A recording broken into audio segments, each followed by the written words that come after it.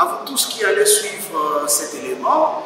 Nous sommes dans ce cadre qui reçoit presque tous les dimanches les membres de l'ECOPAT. ECOPAT, c'est École patriotique de la République démocratique du Congo. C'est un mouvement citoyen qui réunit les jeunes Congolais soucieux de sauver la nation congolaise.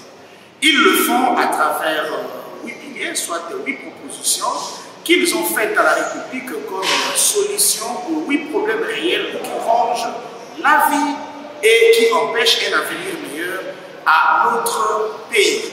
Nous avons l'habitude tous les dimanches de réunir les membres de ces structures pour parler nation, mais aujourd'hui c'est un jour un peu spécial parce que nous allons exploiter un thème un peu différent, un peu stupéfiant. Il s'agit donc de Dieu, la spiritualité, la religion et leur place dans le combat patriotique en République démocratique du Congo. Pourquoi ce thème? C'est parce que nous avons toujours dit et martelé qu'il nous faut 3 pouvoirs pour sauver notre pays et pour définir un avenir à Dieu pour une nation, un peuple, un pays, pourquoi pas. C'est le pouvoir scientifique, le pouvoir politique et le pouvoir spirituel. Les Africains en général et les Congolais en particulier ont tendance à accepter tous les autres pouvoirs sauf le pouvoir spirituel. D'aucuns pensent que ce parce que l'aliénation gangrène, parce que leurs frères, leurs sœurs congolais africains sont aliénés au point qu'ils pensent que la spiritualité ne peut pas changer. La spiritualité n'est pas le problème pour l'Afrique et pour le Congo.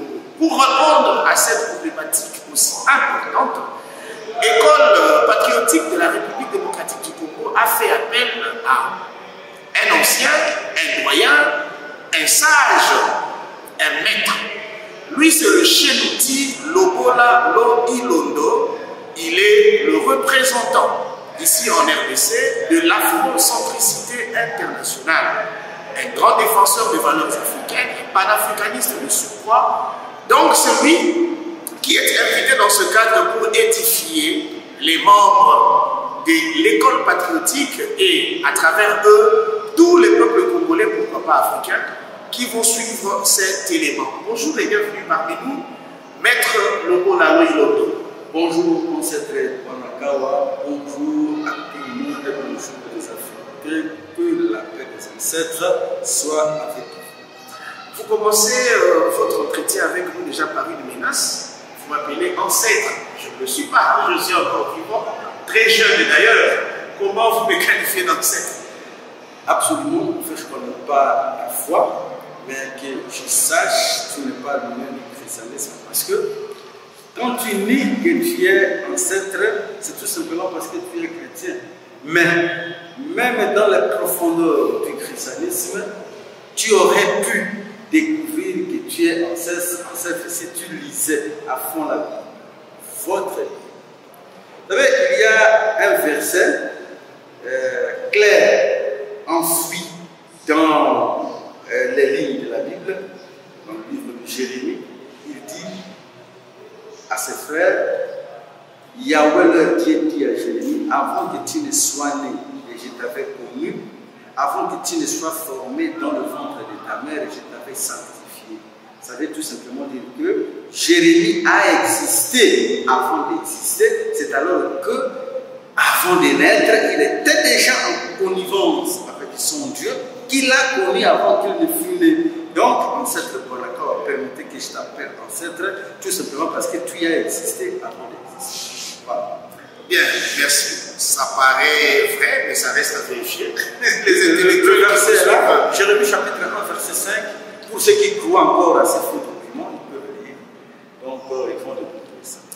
Maître Lobola Ilondo, la problématique d'aujourd'hui, je l'ai dit tout à l'heure, le Congolais veut savoir si réellement, dans un combat patriotique, dans un combat qui consiste à sauver la nation malade, faut-il aussi prendre en compte l'aspect spiritualité?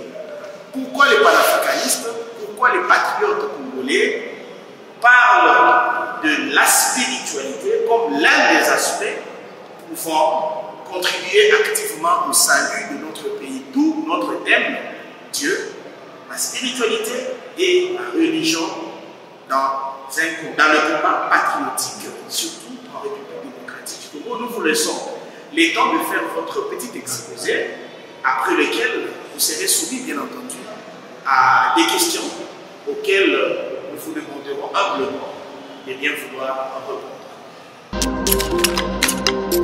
Merci beaucoup, Ancêtre Kwanakawa.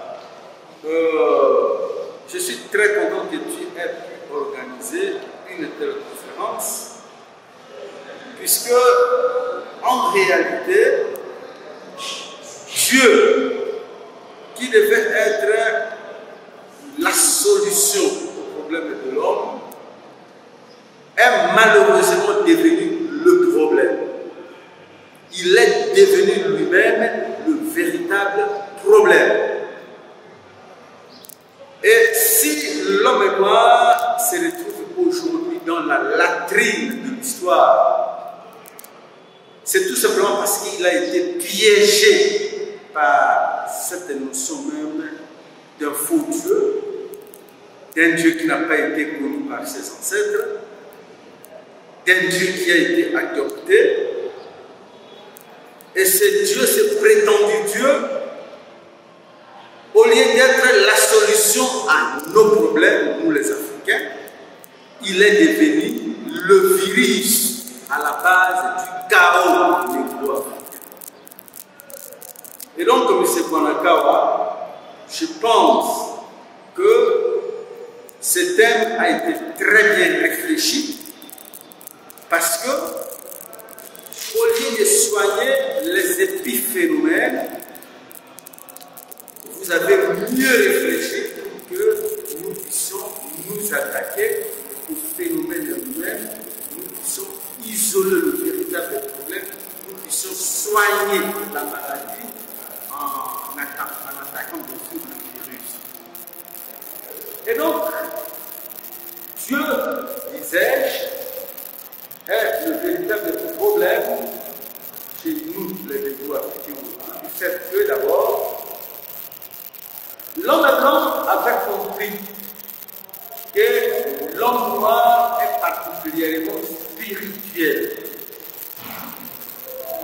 Ayant découvert que l'homme noir est particulièrement spirituel, et donc il a essayé de le piéger à partir même de la spiritualité. Et qu'est-ce qu'ils ont fait? Ils ont conçu un discours vicieux, un discours hautement diabolique qui a été élaboré à partir d'un faux document. Et donc, ils ont attribué ces discours ou ces faux documents à un certain Dieu. Et donc, dans ces documents, qui est devenu la parole de Dieu, ils ont mis tous les mensonges. Et donc, à partir de ces mensonges, ils ont marché sur nous. Je ne vais pas essayer de présenter tous ces mensonges aujourd'hui parce que il y a des milliers de mensonges à travers ces faux documents que les bandits nous ont amenés. Mais je vais tenter de prendre quelques 2 ou 3 éléments dans ces faux documents pour vous démontrer combien nous avions été piégés et combien nous sommes devenus des sous-hommes au nom de Dieu. Les bandits, les gens venus d'ailleurs, les Lecoudens, mais les autres les appellent des blancs. Encore failli démontrer qu'ils ne sont pas du tout des blancs, parce que vous faites même de la couleur de leur peau, ce n'est pas le blanc. Ils sont plutôt plus ou moins roses. Alors, quand ils sont venus avec ces faux documents, la Bible, ils ont développé un discours anesthésiant dans lequel ils ont avoué sans rire que nous, les Noirs, nous sommes des sous-hommes, nous sommes des esclaves, nous sommes prédestinés à l'esclavage, car il paraît que notre ancêtre, Kama, Cham, aurait vu la nudité d'un soulard qui s'appelait Noé. Et dans leur faux discours, ils ont considéré que Noé était l'ancêtre de tous les hommes. Scientifiquement, on ne peut pas comprendre un tel discours. Un homme équilibré ne peut pas comprendre d'abord que nous puissions, nous et les Blancs, avoir un seul ancêtre, même si, bon, il y a certains savants de prestigieux, savants comme notre prestigieux Cheikh Anta Diop, là c'est un autre discours, qui a essayé un peu d'avaliser cela. Mais tant qu'un noir et un blanc ne mettront jamais au monde, tant que deux noirs ne mettront jamais au monde un blanc, tant que deux blancs ne mettront jamais au monde un noir, donc il serait bête de croire que Noé fut l'ancêtre commun de tous les hommes. Encore que Noé, jour pour jour, s'il faut dater sa présence sur la terre, il y a à peine 6000 ans. Moins de 6000 ans d'ailleurs. S'il faut croire au discours de la Bible, jour pour jour. Donc il y a 6000 ans, nous étions tous une même race, et que notre ancêtre serait Noé, et que Cham, ancêtre des Noirs, après avoir vu la nudité d'un certain soulard nommé Noé, et donc notre race est prédestinée à la malédiction, et donc les autres races, particulièrement les Locodèles, les soi-disant blancs, ils sont devenus le peuple élu de Dieu.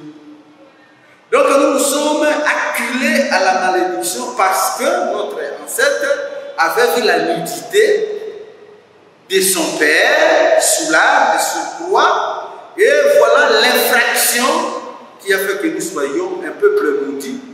Et donc là, on dira qu'il y a un autre peuple qui est le peuple élu.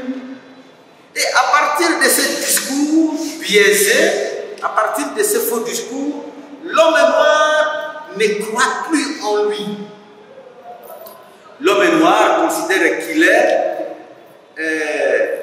c'est pas moi, rien.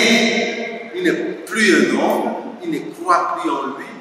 Et donc, il ne peut pas faire tout ce que l'homme blanc a déjà fait. Et ça pose maintenant un problème parce que il nous faut maintenant, pour nous libérer, l'Afrique, développer tout un autre discours qui amènera l'homme noir à comprendre que c'est nous, les Noirs, qui avions appris à l'homme blanc à devenir véritablement un homme. C'est nous qui avions civilisé les Blancs. C'est écrit même dans leurs faux documents.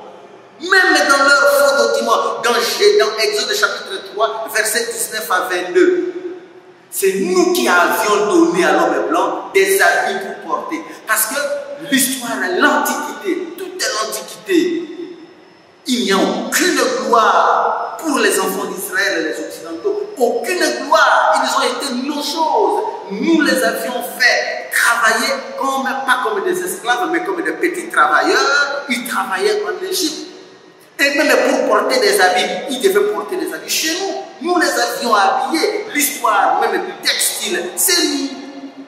C'est nous. Mais parce qu'on nous a dit que nous sommes le peuple, il y a un peuple élu, et que nous sommes les descendants de Cham, ça pose maintenant problème. Même si dans Exode chapitre 3, verset 19 à 22, les ustensiles des cuisines, quand on les avait, on ne les a pas chassés quand ils devaient aller dans leur pays, ils avaient besoin des ustensiles de cuisine de chez nous.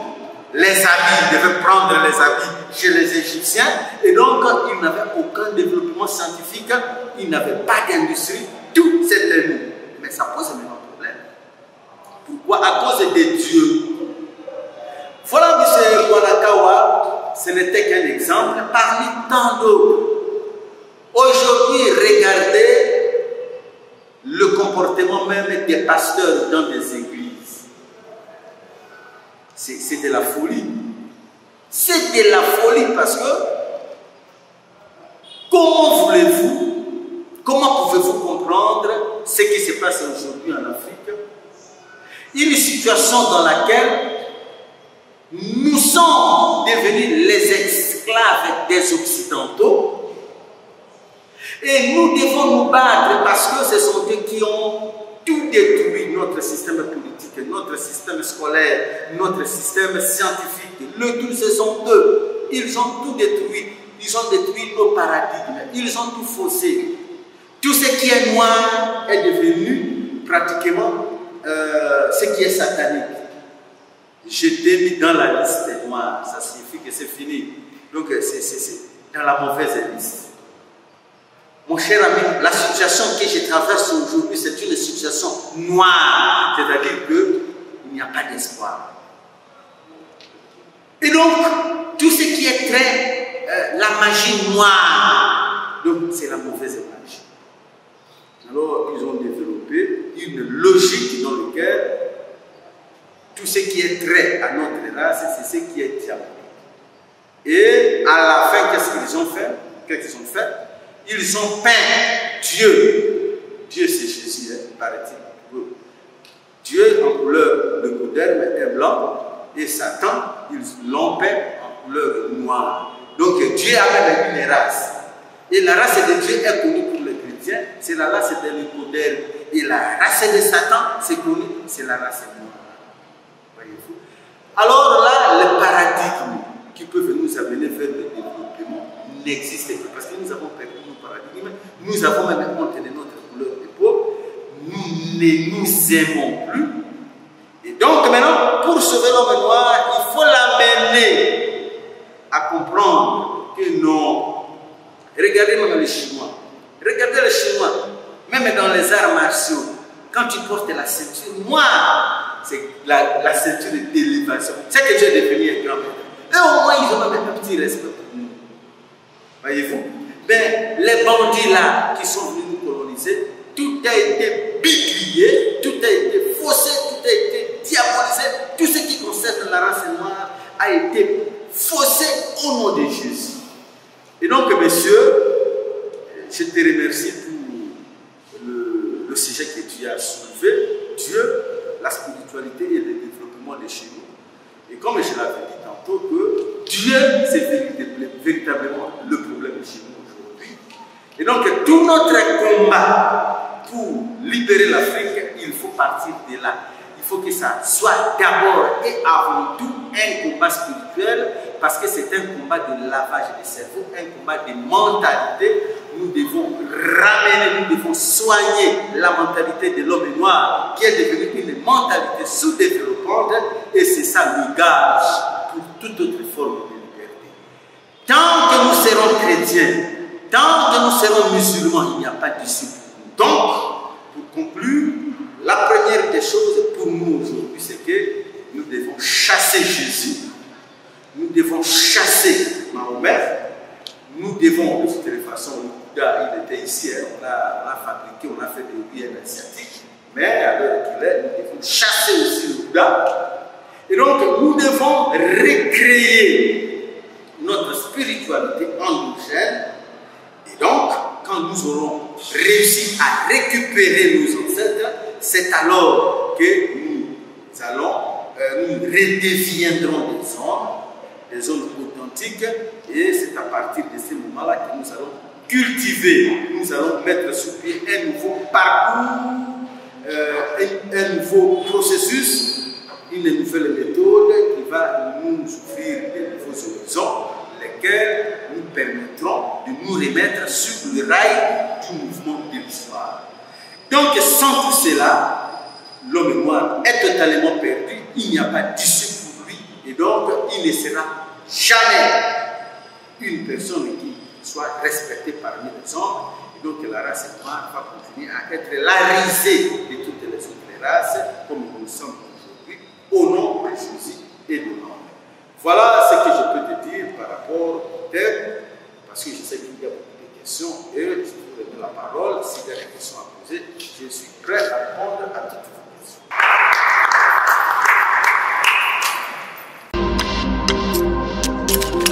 Voilà, merci beaucoup, messieurs, pour le chélouti, donc le maître Lobo Naloïgondo. Je disais au début que c'est le représentant de l'afrocentricité internationale en République démocratique du Congo. Une autre façon de dire qu'aujourd'hui, l'école patriotique a reçu un grand monsieur, pas n'importe lequel. Alors, votre exposé révéler certaines choses et cela nous pousse à vous poser un certain nombre de questions. Je vais commencer, comme je suis moi-même le modérateur de la rencontre, mais aussi tour à tour, les collègues ici présents vont faire le même exercice.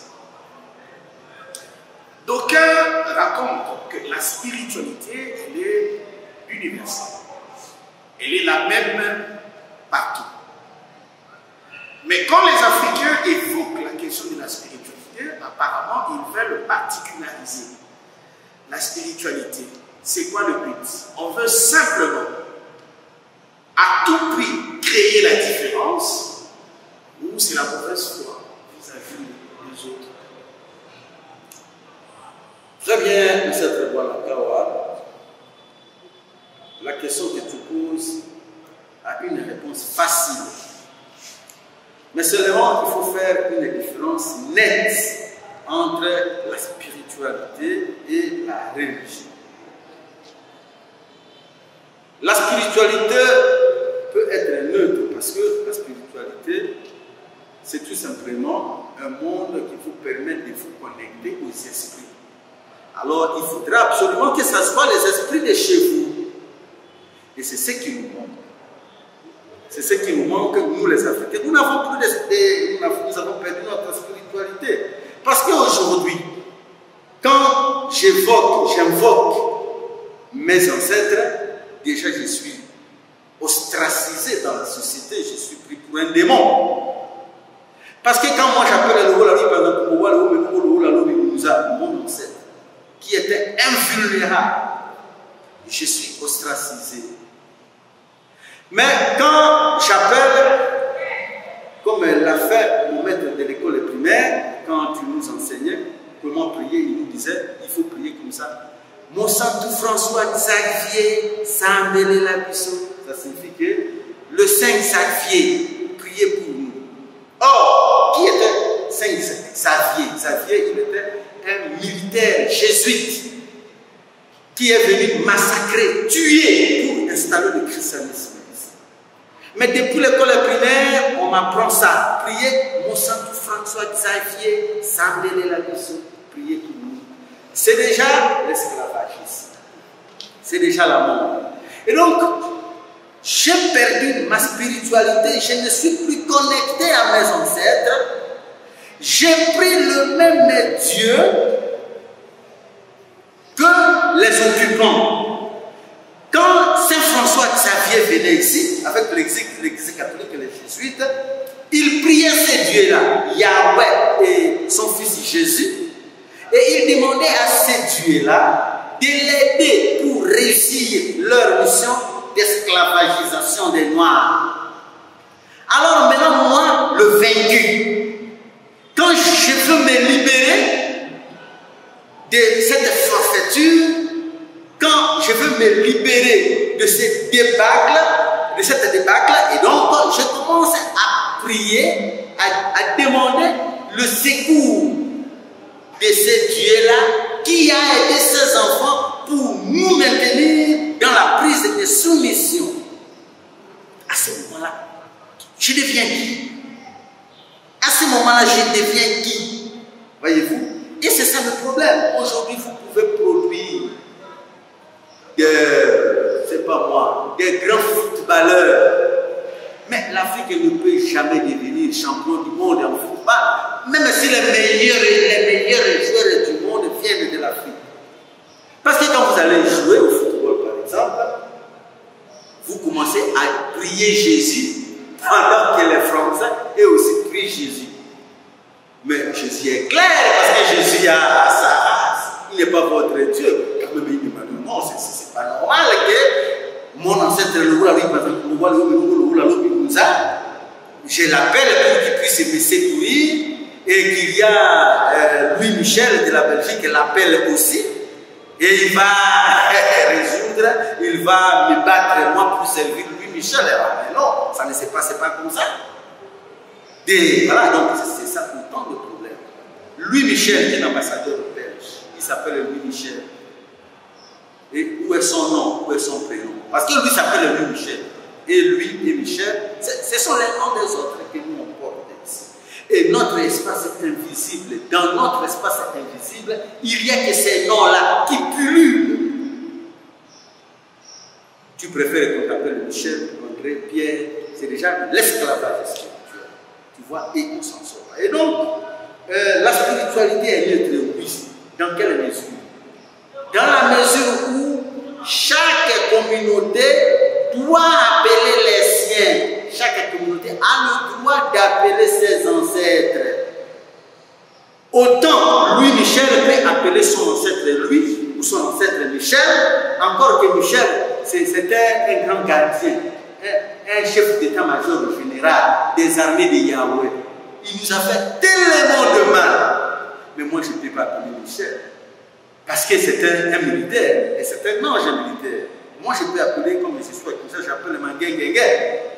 Voyez-vous, encore que Mangengengue lui-même est vaincu déjà par les prêtres catholiques, mais chaque fois, on essaie un peu de le réveiller là où il est. J'appelle Kinsuka, qui est aussi un grand esprit qui garde Kinshasa. J'appelle Njili, parce que cette rivière est là, il y a l'esprit des eaux dans cette rivière, ce sont des esprits. Et quand je le dis comme ça, il y a la télé, ceux-là qui me suivent, mais regardez ces démons, voyez-vous. Or, ce sont là des anges. Donc il y a véritablement un problème. Nous, on a perdu notre spiritualité. Nous sommes déconnectés de nos anges, de nos esprits, de nos ancêtres. Et la raison pour laquelle nous sommes devenus les locs, les choses des autres, la raison est là, c'est clair. Donc nous avons perdu notre spiritualité. Voilà pourquoi nous sommes devenus la chose des autres. C'est clair.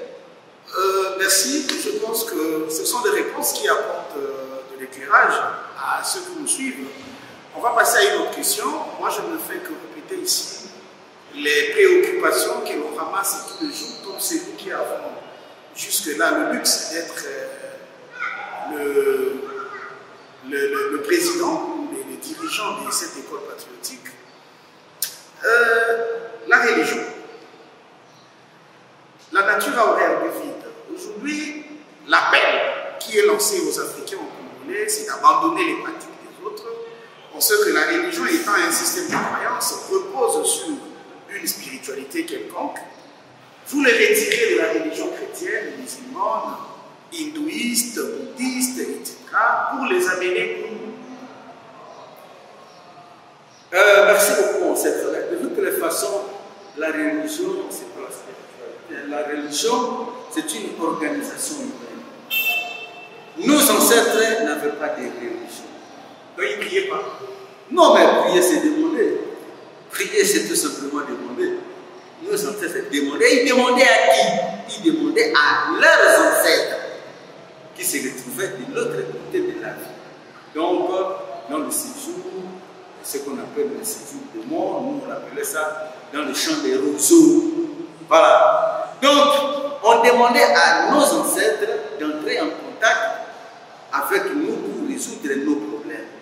Et excusez-moi, avant de continuer, je voudrais que les gens comprennent. Les ancêtres, quel que soit leur âge ancestral, ce sont des créatures.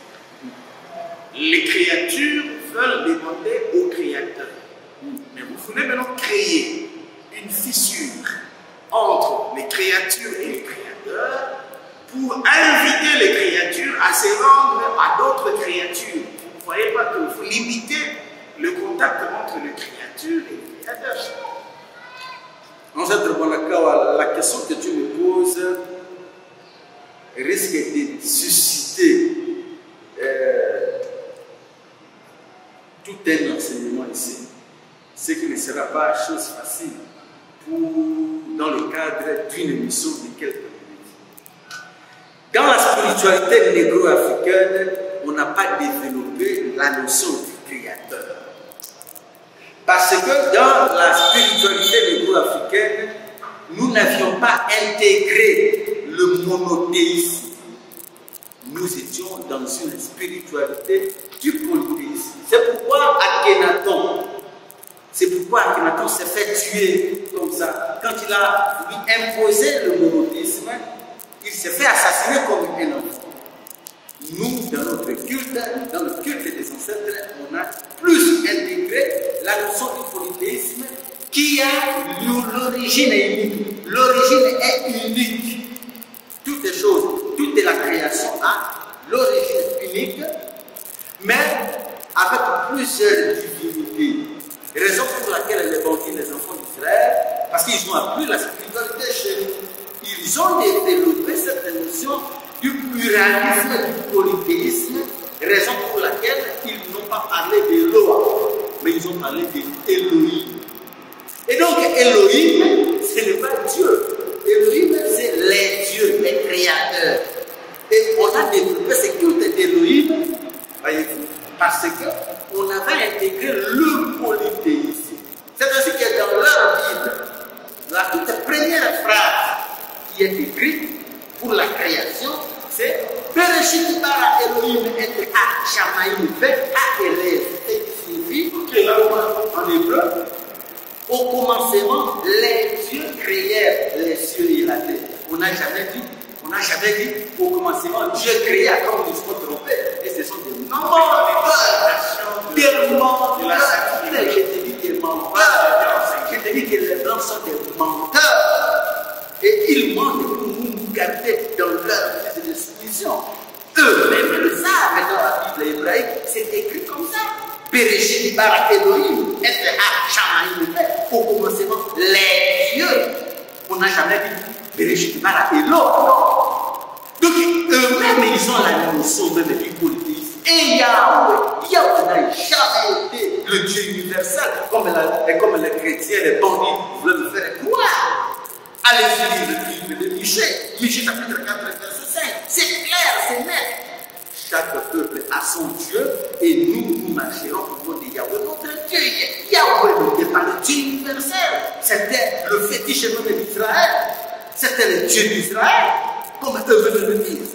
Dans Deutéronome chapitre 32, verset 7 à 15, c'est clair dans la Bible du français courant ou même dans la Bible des communautés chrétiennes, c'est écrit comme ça, que chaque communauté a son esprit.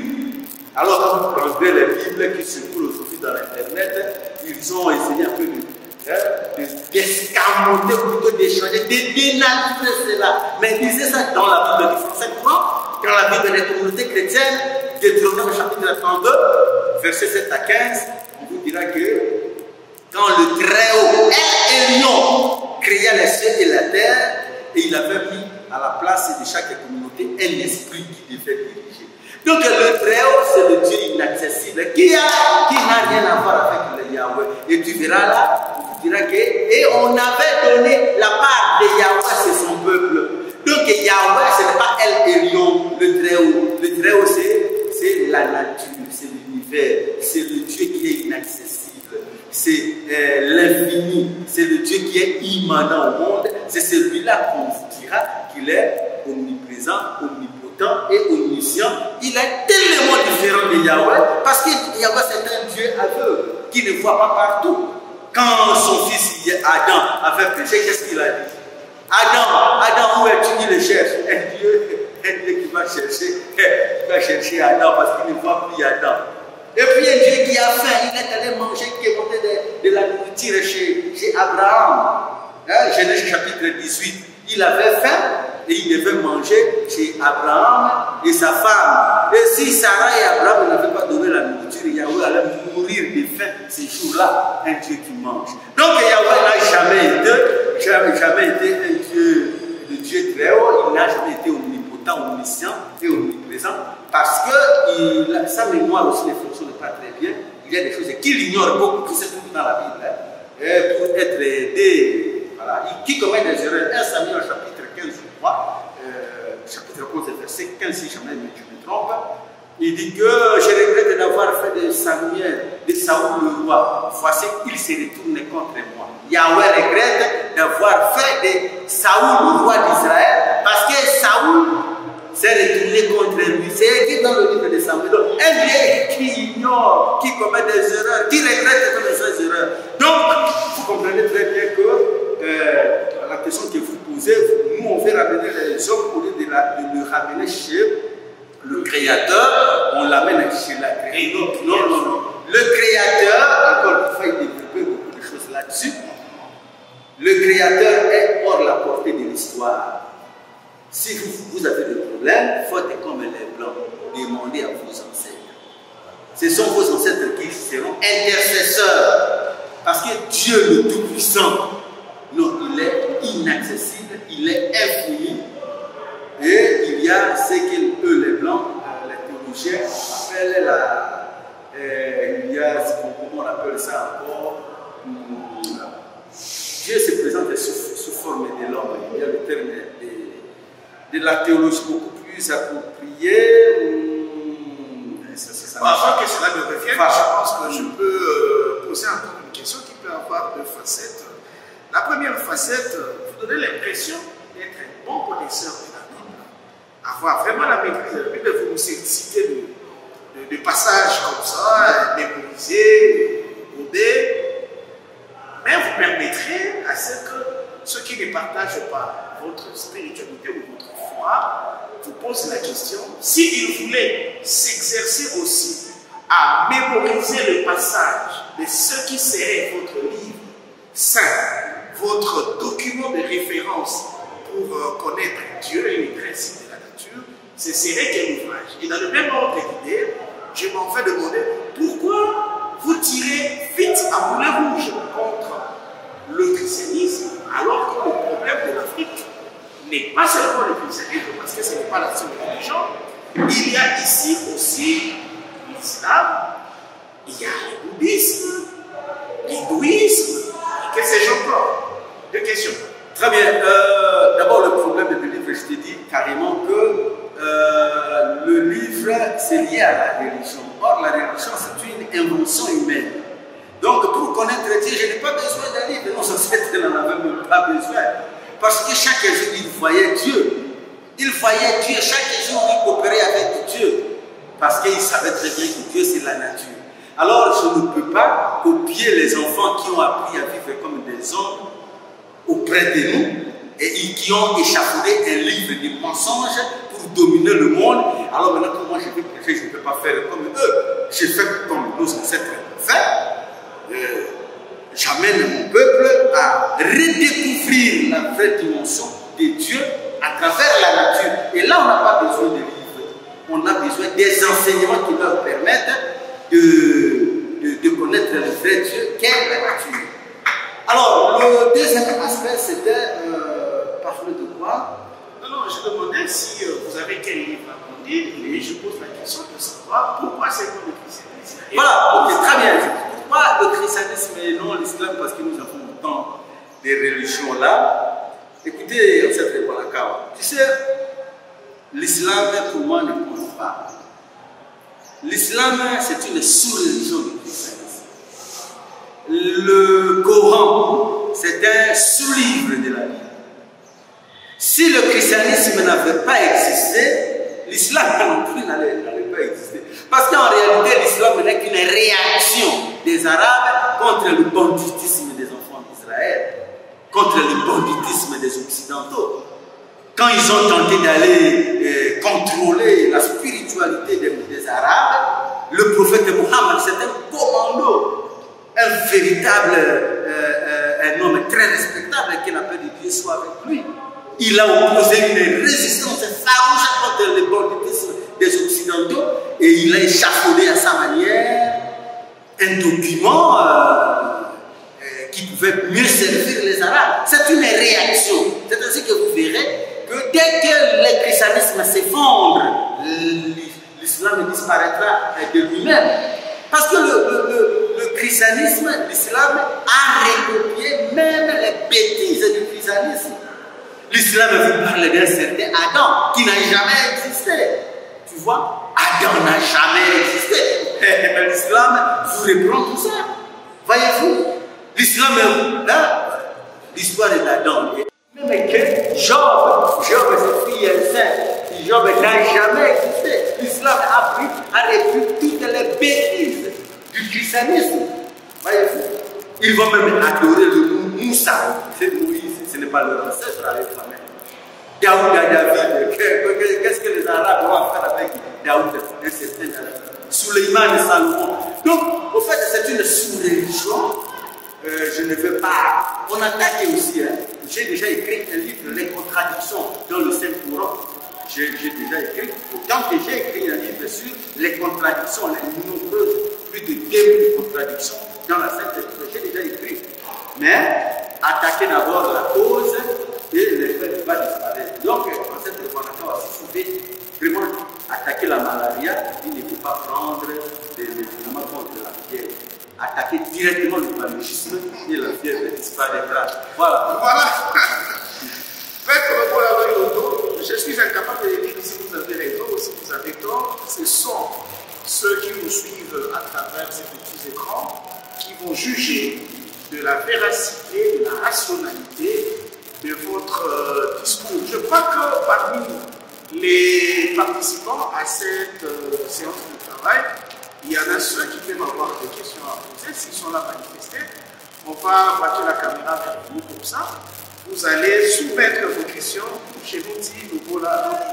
En attendant que vous puissiez bien préparer vos questions, je continue l'entretien avec vous. Ceux qui ont des questions, ils peuvent manifester. Comme ça, on va le pointer et ils vont les poser. Chez l'outil, doit-on dire que les ancêtres africains étaient faibles, distraits, car incapables de protéger leurs enfants lors des attaques, lors de la substitution même du système spirituel africain, pour que ceci soit totalement remplacé par les systèmes proposés par l'oppresseur, par les élites. Où étaient les ancêtres africains pendant ce temps? Très bien, ancêtre Banaka, j'ai toujours apprécié la qualité de ton esprit et de ton cerveau parce que tu poses les questions que tout le monde se pose. Nombreux ont toujours posé cette question, celle de savoir où était le Dieu de nos ancêtres quand les Blancs sont venus nous attaquer. N'est-ce ne vois-tu pas que Jésus-Christ et son Père Yahweh sont les plus forts? Alors, la réponse à cette question est facile. La réponse à cette question m'oblige de toucher à l'astrologie. Mais fort malheureusement, l'astrologie elle-même a été aussi diabolisée. C'est-à-dire toutes les pistes de solutions qui devaient nous aider à comprendre et transformer la réalité, toutes ces pistes-là ont été diabolisées par les bandits, les enfants d'Israël, les Occidentaux. Vous savez, ancêtre Bonakawa, maintenant que nous sommes là, nous sommes pratiquement 15h, 16h.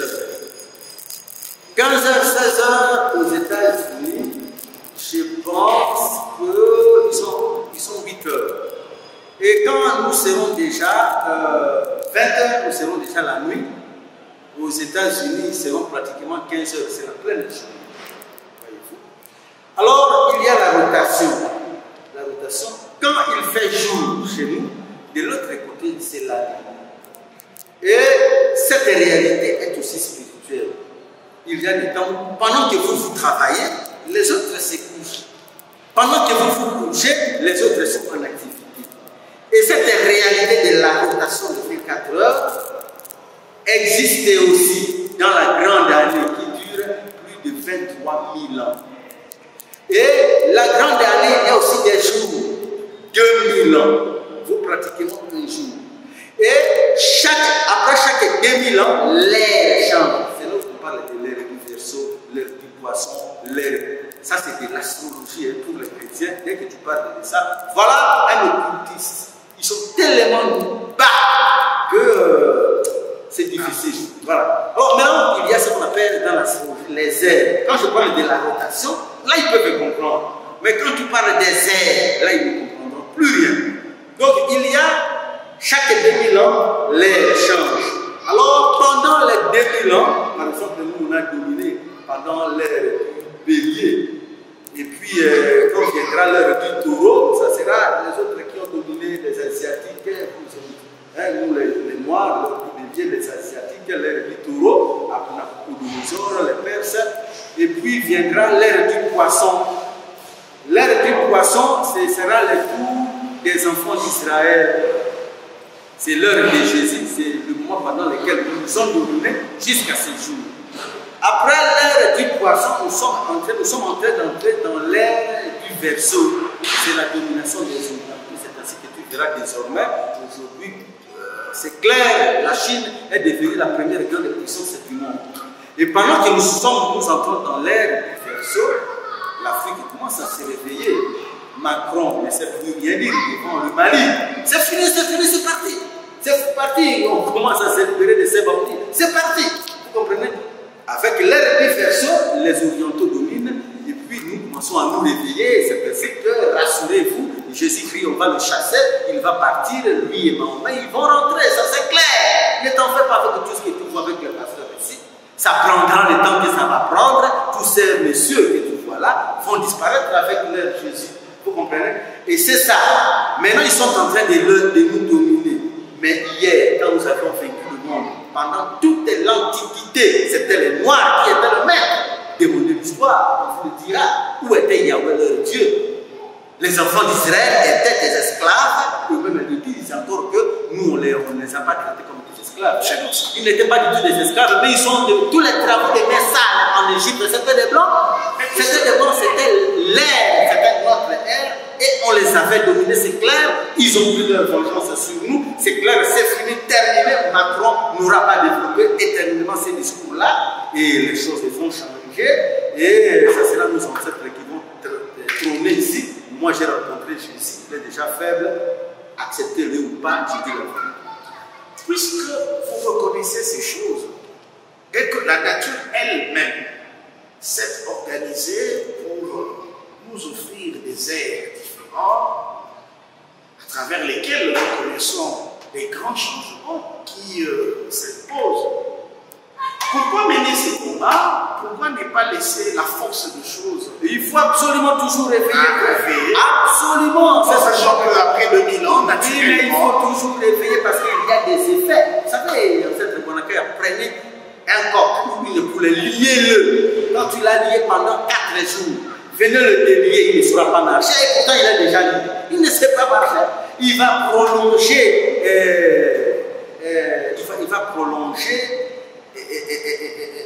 Ses chaînes de lui-même sans le savoir. Alors il faut toujours apprendre à le pousser. Voyez-vous. Donc la situation que nous sommes en train de vivre est telle que nous devons réveiller les Noirs. Nous devons les réveiller parce que quand quelqu'un est profondément dans le sommeil, tu viens de lui dire, si tu ne viens pas, lui dire que écoutez, mais il est déjà matin, tu risques d'être absent au travail, tu risques d'être en retard. Alors, c'est la faute sera, c'est toi qui devais le réveiller, c'est toi qui vas partager avec lui son erreur. Parce que lui, il est vraiment dans le sommeil, il est totalement ensommeillé, il refuse même d'être réveillé et parfois ils arrivent même à attaquer celui qui le réveille. Il y a des pasteurs aujourd'hui qui ne vivent leur pain pour manger et c'est l'escroquerie. Alors maintenant, ce sont toutes ces églises que tu vois, alors ils s'attaquent à nous. Alors que nous, on fait le travail de réveiller l'homme noir. Alors quelqu'un qui est profondément ensommeillé, quand tu viens le réveiller comme ça, il te dira non, laisse-moi aller. Mais parce que ça fait plaisir. Et le sommeil, il y a aussi son plaisir. Et nous avons le devoir de réveiller nos frères parce qu'ils risquent d'être surpris dans la mort. Parce que ceux qui sont déjà en défaite ne sont pas prêts aussi à nous libérer. Voilà, chez nous, Tilobo, là, on tend vraiment vers la fin de notre entretien. Mais à chaque fois que vous réagissez à nos préoccupations, il y en a d'autres qui naissent. Celle qui vient maintenant et celle de savoir, lorsque les colonisateurs que nous fustigeons tous sont arrivés, qui se sont servis de Yahweh et de leurs ancêtres pour fragiliser la société africaine, pour s'introduire, s'installer et pour nous caporaliser pour Africains aujourd'hui. Cependant, aujourd'hui, pour connaître la grâce, nous faisons le tour à ces mêmes Yahweh à travers la grâce. La grâce, c'est quelle grâce? Grâce à Yahweh, les gens se marient, grâce à Yahweh, les gens voyagent, grâce à Yahweh, les gens trouvent du travail, grâce à Yahweh, certains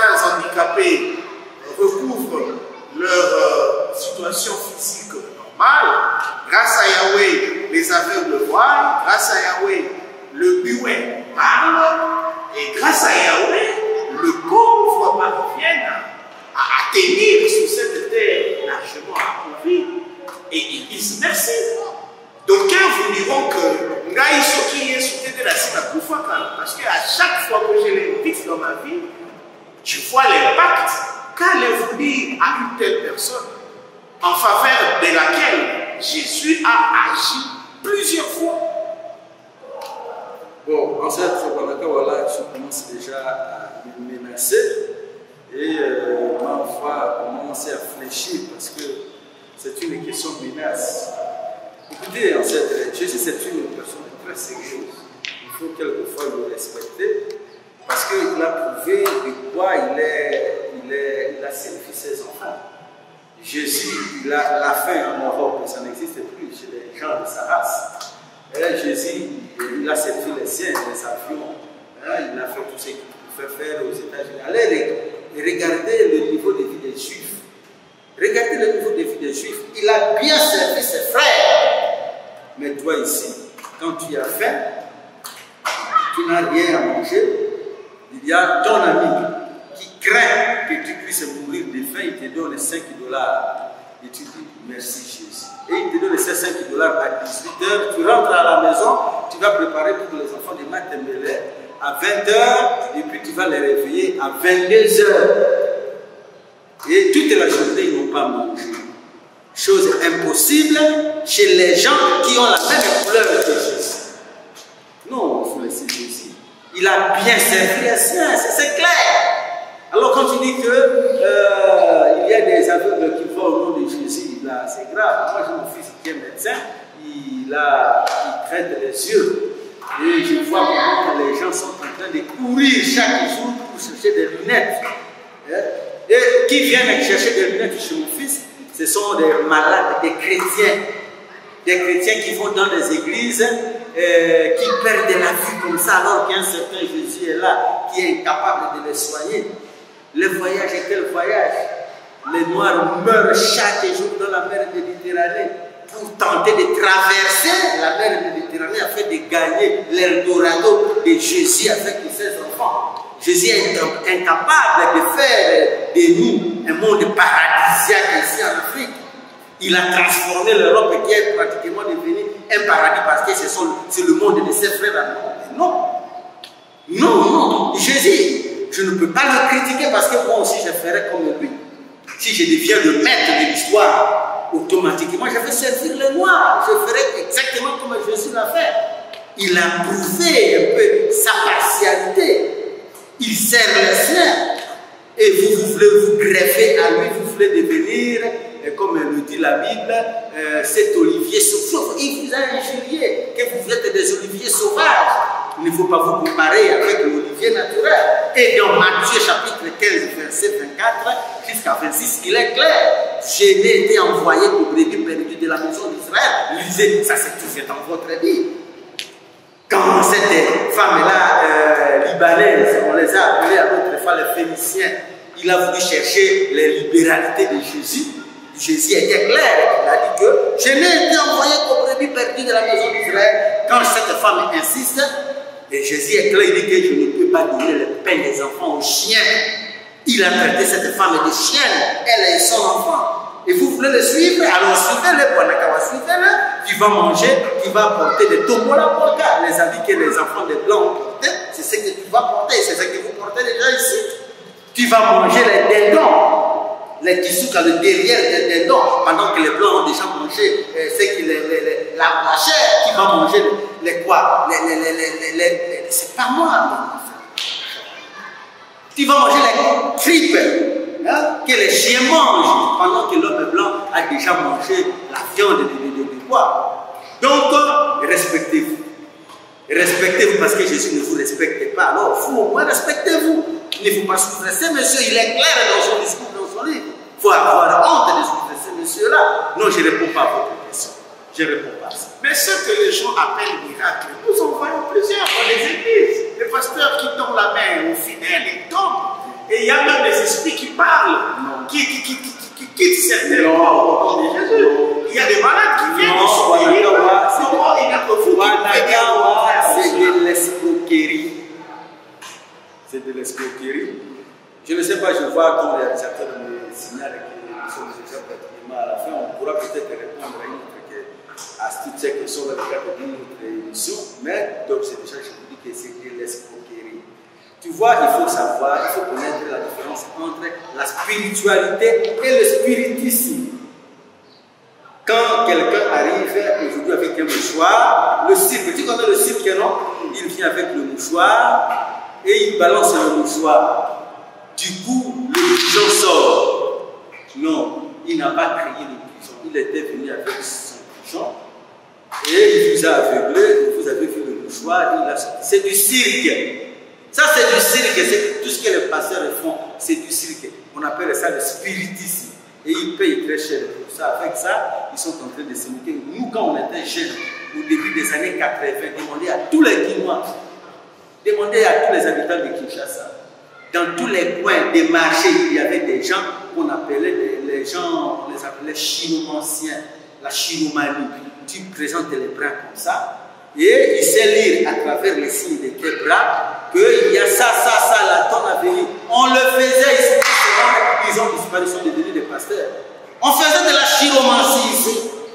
Et vous êtes encore jeune, demandez à vos aînés. Moi, je venais de commencer l'université. On les a vus ici. Donc, c'est tout un autre discours. Il y a une question qui nous vient de là. Permettez qu'on l'appelle quand même. Tout à fait, parce que je crains qu'on nous coupe là-bas à la régie. Parce qu'ils me font qu'il faut faire des signes là-bas. D'accord. On prend la question des participants rapidement. Ok, merci beaucoup pour la parole. Moi, c'est M. Dioka Junior. J'ai en fait deux petites préoccupations que j'aimerais demander à notre cher invité. La première est que je l'ai entendu dire que s'il pouvait devenir le maître de l'histoire comme Jésus, il ferait exactement ce que Jésus a fait pour son frère. Alors ici, la première question que je voudrais lui poser est pourquoi ne devient-il pas comme Jésus? Qu'est-ce qui l'empêche alors de devenir le maître de l'histoire comme Jésus et de servir ses frères noirs exactement comme Jésus l'a fait? Et deuxièmement, il a donné un verset biblique en disant un jour une femme cherchant les secours auprès de Jésus pour son fils qui était inattendu ou sa fille, si je n'abuse pas. Jésus lui répondait: je n'étais venu que pour le produit de serait dans mes frères, alors je ne peux pas prendre ce qui est aux enfants et le donner aux chiens. Mais je vais aussi demander que dirait-il alors de ce même Jésus qui, à la fin de sa mission, donc avant qu'il s'en aille, a dit à ses disciples, selon ce qui est écrit dans Matthieu ici: allez, faites de toutes les nations des disciples, en les baptisant au nom du Père, du Fils et du Saint-Esprit. Pourquoi lui, qui n'était venu que pour le dans ses propres frères, à la fin, changerait-il de mission, de perspective pour vouloir alors servir tout le monde? Voilà un peu les deux questions. Très bien, monsieur. Si j'étais comme Jésus, pourquoi ne puis-je pas devenir comme Jésus, maître de l'histoire d'aujourd'hui? J'étais expliqué clairement que c'est un problème de temps, un problème d'astrologie. Pour le moment, nous sommes dans l'ère du poisson. Nous sommes en train de vivre la fin même de l'ère du poisson, c'est-à-dire la fin de la période de Jésus. Et je te dis que ne t'en fais pas. Déjà en Chine, on ne parle plus de Jésus, hein. On a tenté de l'imposer, il ne fonctionne plus là-bas. Au Japon, là, il n'a même pas réussi à s'imposer. Aux Indes, enfin, allez-y voyager, allez-y aux Émirats Arabes Unis, on ne parle plus de Jésus. La fin du règne de Jésus est là. Et bientôt viendra aussi le règne de l'homme noir. Et Jésus va disparaître comme le pharaon. Parce qu'il y a toujours les airs qui viennent. Donc ne t'en fais pas, parce que tu ne mourras pas. L'homme ne meurt pas. Il ne faut pas croire que l'homme meurt. Ce qui meurt, c'est ce corps aussi. L'homme est éternel, raison pour laquelle tu n'as même pas besoin d'aller t'agenouiller pour demander l'éternité chez un certain Jésus qu'on avait tué, qui avait même pleuré. Donc la vie éternelle, tu l'as déjà. Ce que tu vas perdre, c'est ce corps. Alors, d'ici là, tu vas comprendre toutes ces histoires, le temps de quitter ce corps pour retrouver le véritable corps. Parce que le véritable homme, ce n'est pas le corps, c'est l'esprit. Alors, maintenant, concernant ici. Alors comment est-ce que lui... Ouais, oh là, ça c'est la moindre des choses. Vous savez, monsieur, l'Israël, le royaume d'Israël, c'est toute une histoire. Les chrétiens, malheureusement, ne connaissent pas ce qu'ils doivent connaître. Tu sais là où se trouve le royaume d'Israël aujourd'hui? C'est à travers toute la terre. Il y a toute une histoire de l'État hébreu. Après la mort de Salomon, l'État hébreu était divisé en deux parties. Il y avait deux royaumes. Le royaume du Nord et le royaume de Juda. Le royaume du Nord, c'est ce qui a créé le pays de Septentrion. C'est ce qui a créé l'Europe d'aujourd'hui. C'est ça le royaume du Nord. Et la tribu de Juda qui était restée dans l'État d'Israël, c'est ça l'État d'Israël qui se trouve aujourd'hui en Palestine. Le royaume du Nord avait émigré avec les prophètes comme le Jérémie vers le pays des Septentrions. Ils ont fondé l'Europe telle que tu le vois, de sorte que quand tu entends parler de Galles, c'est le Portugal. Quand tu entends parler de Ribin, c'est la France, c'est l'Espagne. Quand tu entends parler de Siméon, c'est la France. Quand tu entends parler de Nephtali, c'est l'Italie. Quand tu entends parler de Dan, c'est Danemark, et ainsi de suite. Et ils ne se sont pas limités à ce niveau. Ils sont allés même en Europe, même en Afrique du Sud. Qu'est-ce que je dis? Même en Amérique. En Argentine, ce sont les enfants d'Israël.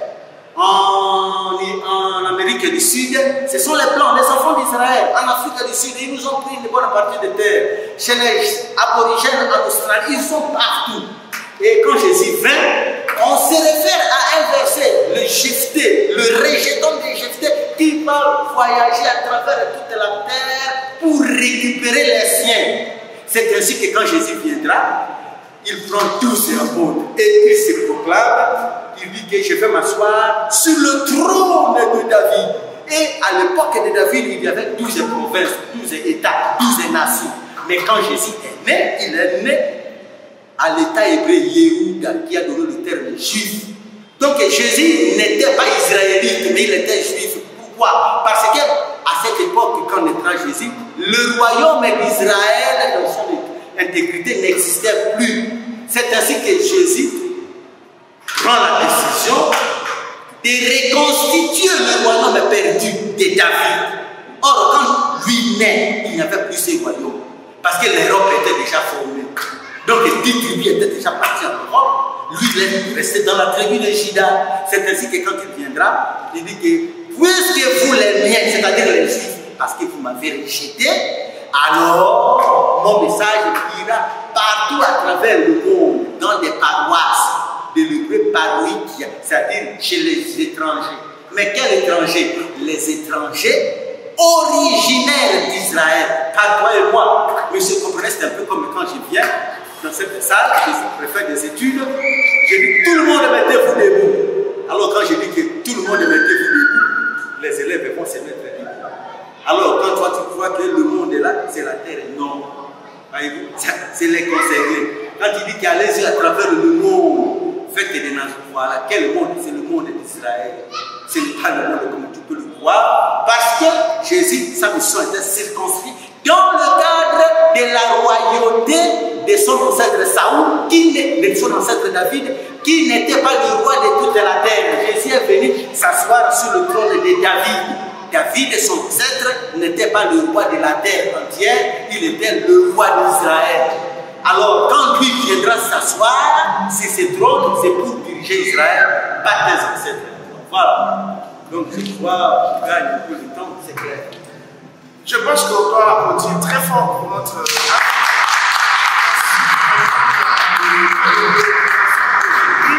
Les temps faisant défaut, nous devons arrêter ici notre entretien d'aujourd'hui. Un grand merci à vous de chez Mouti, Lobola, Ilodo. Un grand merci à toute l'école patriotique ici présente pour assister à cette mini-conférence d'information. Et un grand merci à tous les Congolais qui vont nous suivre à travers les médias, qui vont liker et qui vont nous envoyer leurs questions pour qu'on réinvite le Chebouti, le Bolaboïbudo, afin de nous édifier davantage. Merci beaucoup. Nous sommes École Patriotique. Nos numéros affichent au bas de l'écran. Continuez à nous appeler, à nous écrire. Vous allez suivre cette émission sur Kip Proxy TV, sur Afro Lumière, sur Central FM. sur Centrale Télévision, sur beaucoup d'espaces médiatiques. Donc sachez que tout vient d'ici, tout a été composé par le pôle patriotique à travers son bureau qui est représenté par moi-même, votre serviteur, Nez Walakawa, et nous qui avons accepté d'accueillir Coco Lobola Loïnondo. Un grand merci une fois encore et nous vous disons